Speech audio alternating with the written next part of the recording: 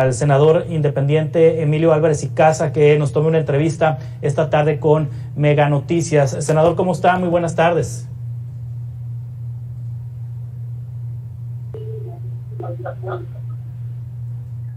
¿Sí? ¿Me escucha, senador?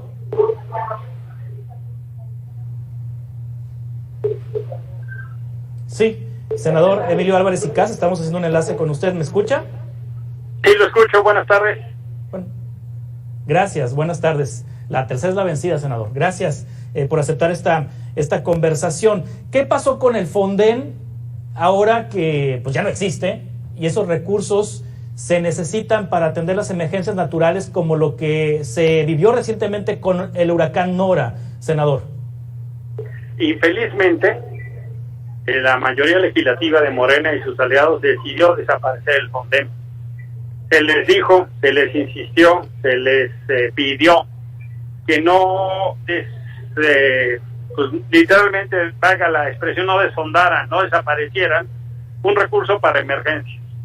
Hoy que llegan los huracanes, hoy que llegan las inundaciones, hoy que llegan las inclemencias del tiempo, se desbordan los ríos, se desgajan los cerros, no hay cómo responder.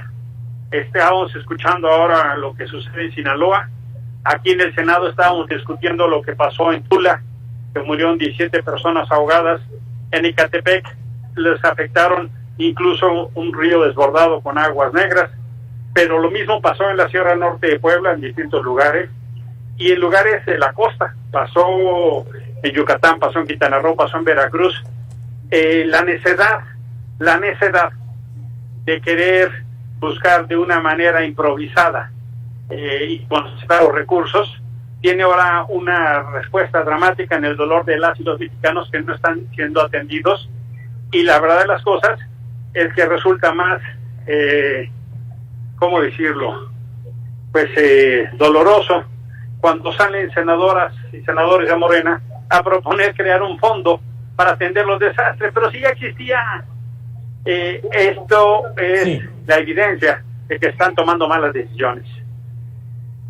Sí, el secretario de Hacienda, el entonces secretario de Hacienda, Arturo Herrera, manifestó cuando desaparecieron los fideicomisos que no se sacaría del presupuesto de la Federación lo destinado para atender emergencias como esta que se vivió en Sinaloa, estas que se han vivido las últimas semanas en México. Si ya el recurso no está en el Fonden, ¿dónde está? ¿Está en la licuadora de Hacienda? ¿Está en Bienestar? ¿De dónde baja ese recurso para atender este tipo de circunstancias?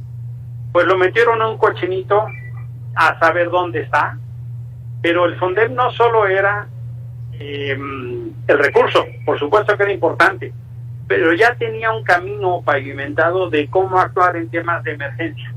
Ya estaban decretados los procesos a nivel federal, estatal y municipal.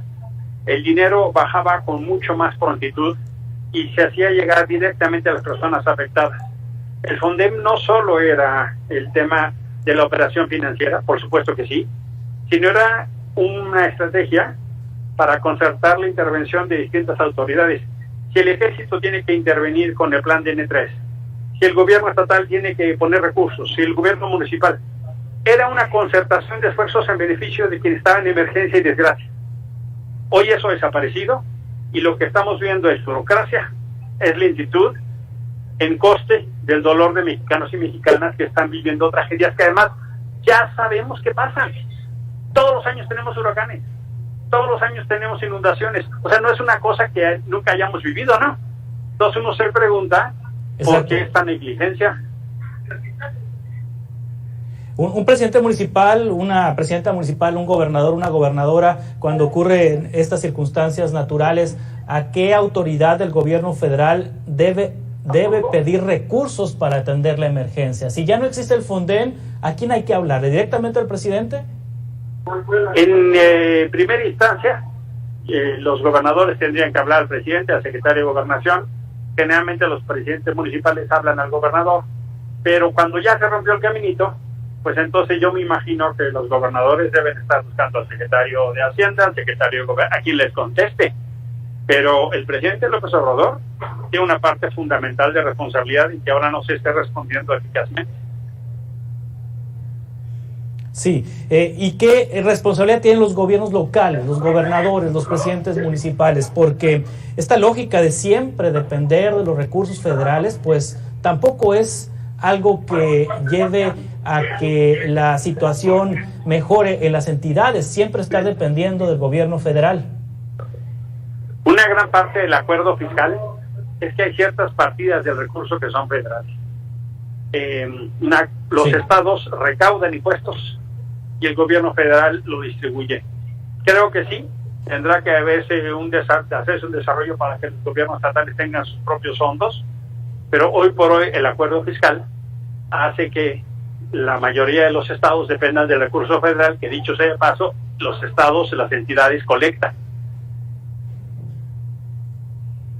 Sí, tiene reportes usted, ahorita escuchábamos del estado de Sinaloa que esta situación la están haciendo frente con recursos propios del Ayuntamiento de Mazatlán y del gobierno del estado de Sinaloa, pero ¿tiene usted conocimiento de algunas otras entidades del país o municipios que estén con problemas ahorita por desastres naturales y que no tengan recursos para enfrentarlos?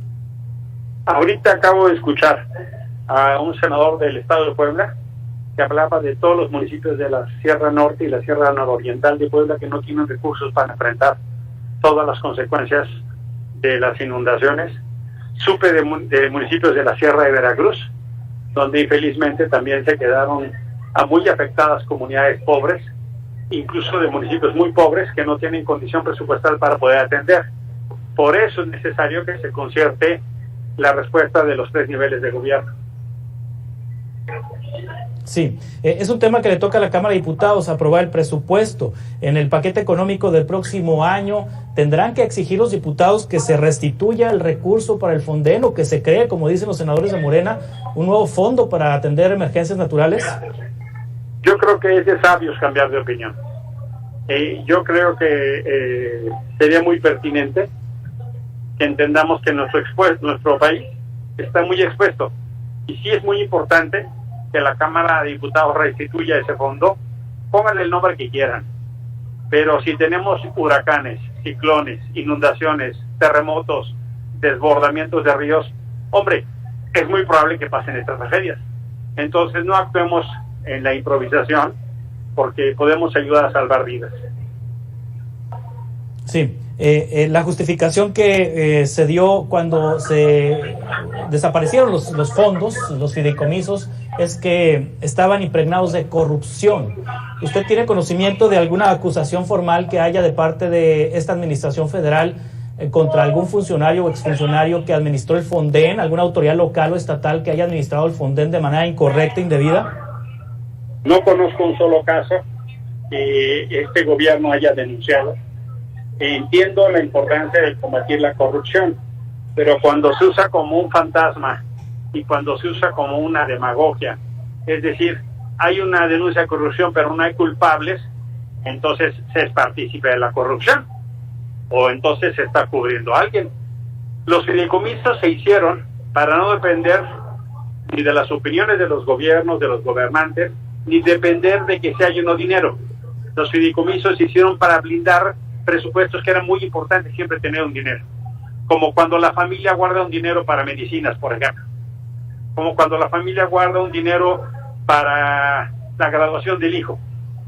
Uno guarda dinero para algo que le parece muy importante. Hombre, que van a venir los 15 años de la hija y la familia ahorra años. Para eso eran los fideicomisos, para no depender de estos vaivenes. Hoy han desaparecido. ¿Quién sabe dónde está ese dinero? ¿Quién sabe dónde están las reglas de operación? Ojalá la Cámara de Diputados corrija el error. Sí. ¿Y por qué los gobernadores no reclaman? Porque pues no hemos visto al gobernador Quirino de Sinaloa, que no es de Morena, reclamando. No hemos visto al gobernador de Veracruz, que sí es de Morena, pues haciendo un reclamo.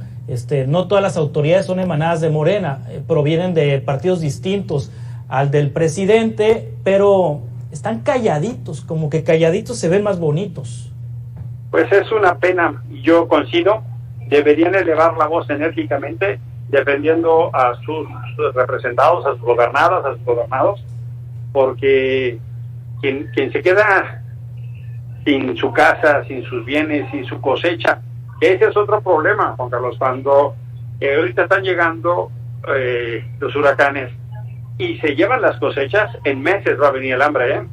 O sea, el problema no solo es ahorita, se hace necesario que los gobernadores den la cara por su gente. Sí, bueno, además, y luego suben los precios de los productos del campo, porque ante las pérdidas de cosechas, pues obviamente la poca cantidad de lo que se coseche se va a cotizar a un precio más alto y eso impacta inmediatamente en el bolsillo de los mexicanos. Y la inflación ya vemos cómo está pues creciendo de una manera constante. Emilio Álvarez y Casa, muchas gracias por tomar esta entrevista. Estamos en contacto para seguir conversando sobre estos temas. Con mucho gusto, buena tarde, abrazo, buen provecho. Igualmente es el senador independiente Emilio Álvarez y Casa. Continuamos.